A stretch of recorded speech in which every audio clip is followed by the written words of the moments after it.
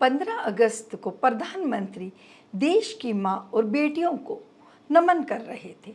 मुझे पिछले साल की यही तारीख बहुत याद आ रही थी। आज़ादी का दिन था। प्रधानमंत्री ऐसे ही लाल किले से देश को संबोधित कर रहे थे।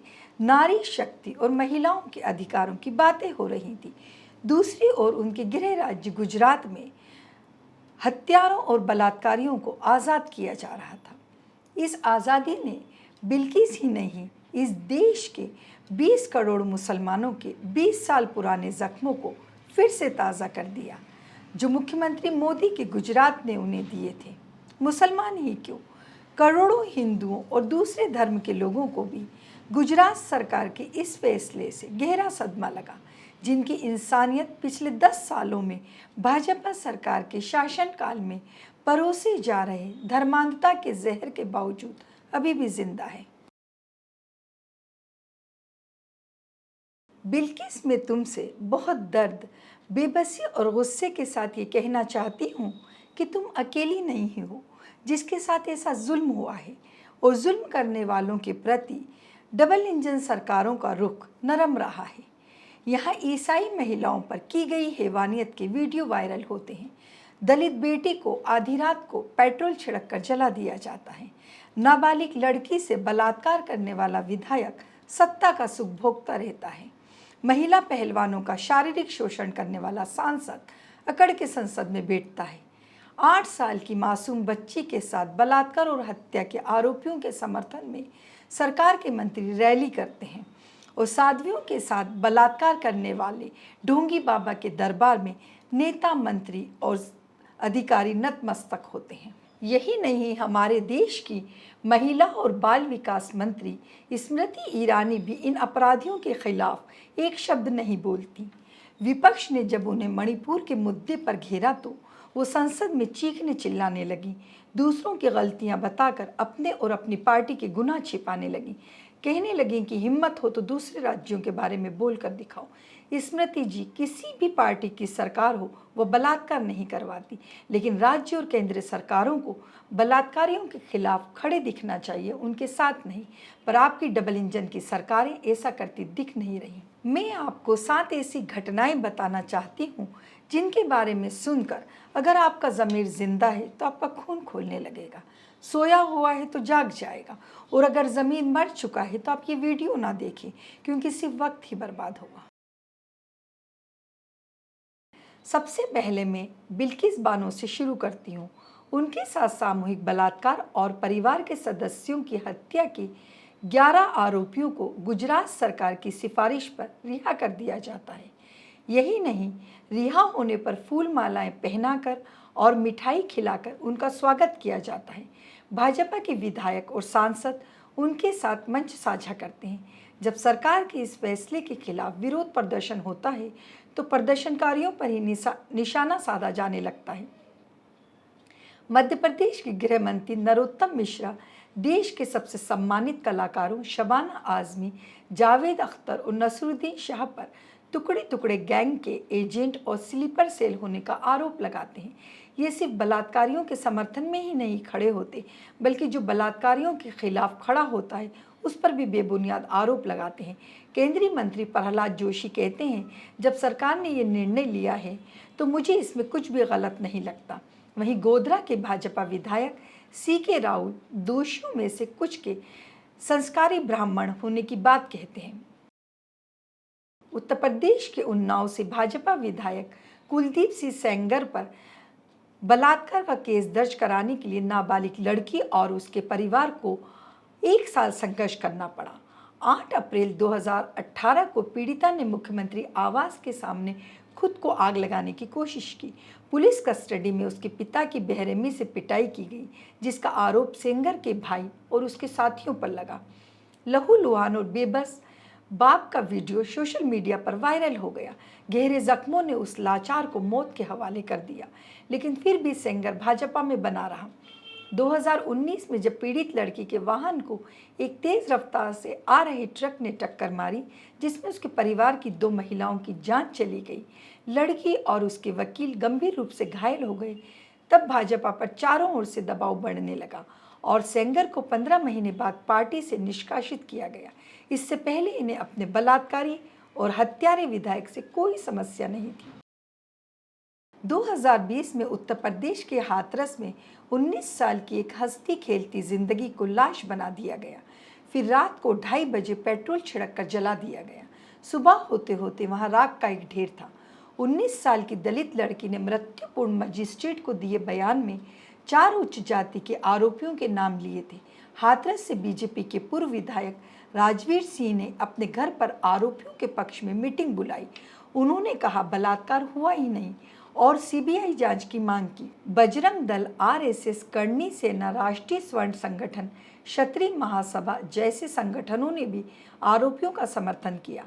पीड़िता के भाई ने पुलिस पर आरोपियों के खिलाफ तुरंत कार्रवाई न करने, परिवार की सहमति के बिना बलपूर्वक पेट्रोल डालकर आधी रात को दाह संस्कार करने का आरोप लगाया। सीबीआई ने भी पुलिस की भूमिका पर सवाल खड़े किए। उत्तर प्रदेश के मुख्यमंत्री ने विपक्षी दलों और विरोधियों पर उनकी सरकार को बदनाम करने का आरोप लगाया, तो पूर्व मुख्यमंत्री मायावती ने योगी आदित्यनाथ पर दलितों को सुरक्षा देने में नाकाम होने का आरोप लगाकर इस्तीफे देने की मांग की। जनवरी 2018 में जम्मू कश्मीर के कठुआ में एक 8 साल की बच्ची का अपहरण कर उसे बंधक बनाकर उसका बलात्कार किया गया और फिर उसकी हत्या कर दी गई। उस मासूम बच्ची के पूरे शरीर पर जख्म थे, चेहरे पर भी काटने के निशान थे। हिंदू एकता मंच ने बलात्कार के आरोपी स्पेशल पुलिस ऑफिसर दीपक खजूरिया के समर्थन में तिरंगा लहराते हुए यात्रा निकाली। उसमें भाजपा सरकार के 2 मंत्री चौधरी लाल सिंह और चंद्र प्रकाश गंगा भी शामिल हुए। उस समय भारतीय जनता पार्टी पीडीपी के साथ गठबंधन में सरकार चला रही थी। मुख्यमंत्री महबूबा मुफ्ती के दबाव बनाने पर ही भाजपा ने उन दोनों से इस्तीफा लिया। चंद्र प्रकाश गंगा ने एक टीवी चैनल को दिए इंटरव्यू में कहा, हमें उस रैली में भेजा गया था। हमारी पार्टी के अध्यक्ष सत शर्मा ने हमें वहां भेजा था। स्मृति ईरानी महिला पहलवानों का शारीरिक शोषण करने का आरोपी ब्रजभूषण शरण सिंह आपके साथ ही संसद में बैठता है। महिला पहलवान काफ़ी समय से उसकी शिकायत कर रही थी, लेकिन उस पर कोई कार्रवाई नहीं हुई। उन्होंने जनवरी 2023 में धरना प्रदर्शन किया, फिर भी आप पर और आपकी सरकार पर कोई असर नहीं हुआ। अप्रैल 2023 में जब उन्होंने दोबारा विरोध प्रदर्शन किया, तब भी सरकार ने उसके खिलाफ कोई एक्शन नहीं लिया। सुप्रीम कोर्ट के दखल के बाद उस पर एफआईआर दर्ज हुई। पुलिस की चार्जशीट में 15 गवाहों, जिनमें पहलवान, कोच और रेफरी शामिल हैं, उन्होंने भाजपा सांसद पर लगाए आरोपों का समर्थन किया है, लेकिन खुद को मुगल बादशाह शाहजहां जैसा दुनिया का सबसे बड़ा आशिक समझने वाला ब्रजभूषण अभी भी तख्त, माफ कीजिएगा, संसद की शोभा बढ़ा रहा है। मणिपुर के उस वायरल वीडियो को ना मैं दिखाना चाहती हूँ, ना ही उस वीडियो में क्या दिख रहा है उसको डिस्क्राइब करना चाहती हूँ। भाजपा उस वीडियो को संसद के मानसून सत्र के पहले रिलीज करने को लेकर सवाल उठा रही है। जिसने वीडियो वायरल किया उस पर कड़ी कार्रवाई करने की बात हो रही है, लेकिन उस वीडियो ने तो मणिपुर के सच को सामने ला दिया, वरना आपने तो सच्चाई छिपाने की पूरी प्लानिंग की हुई थी। स्मृति चुनाव प्रचार के दौरान मणिपुर की औरतों के साथ नाच तो सकती हैं, लेकिन दुख में उनके आंसू नहीं पहुंच सकती।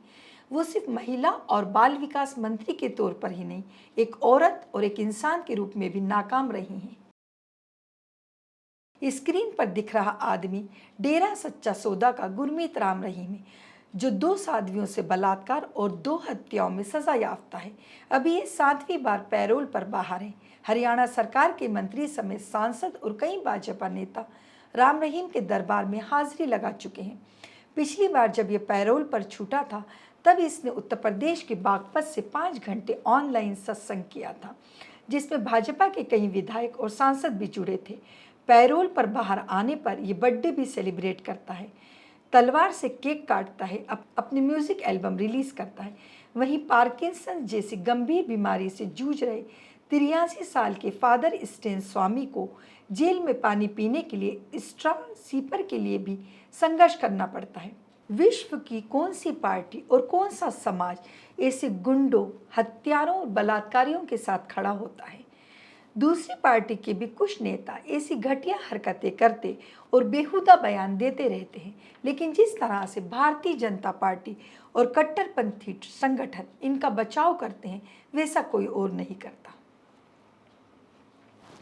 यही वजह है कि महिलाओं के खिलाफ अपराध बढ़ते जा रहे हैं। National crime record bureau NCRB के आंकड़ों को देखें तो 2012 में महिलाओं के खिलाफ 2,44,000 अपराध दर्ज किए गए थे।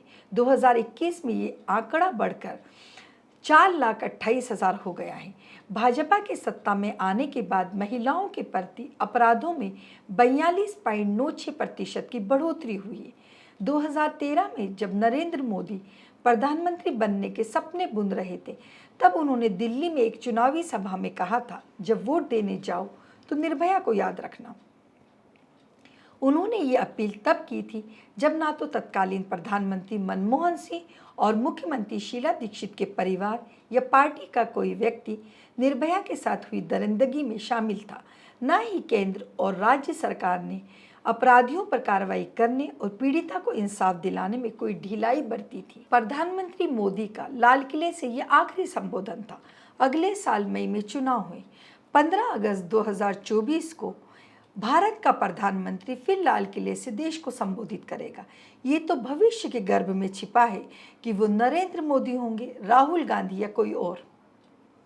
शीला दीक्षित अब इस दुनिया में नहीं है और डॉक्टर मनमोहन सिंह भी राजनीति से लगभग रिटायर हो चुके हैं, लेकिन मैं उन दोनों की ओर से इस देश के लोगों से अपील करना चाहती हूँ कि जब वोट डालने जाएं तो मणिपुर, कठुआ, उन्नाव, हाथरस, हरियाणा की बेटियों और बिल्किस को जरूर याद रखना।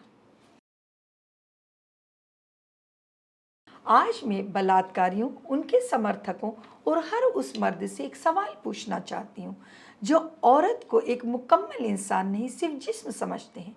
जब तुम अपनी माँ, बहन, बेटी या परिवार की दूसरी महिलाओं की ओर देखते हो तो तुम्हारी आंखों में उनके लिए प्यार और इज्जत होती है या हवस ही होती है, जिसे तुम रिश्तों की आड़ में छिपा लेते हो, क्योंकि जिस्म तो उनके पास भी होता है।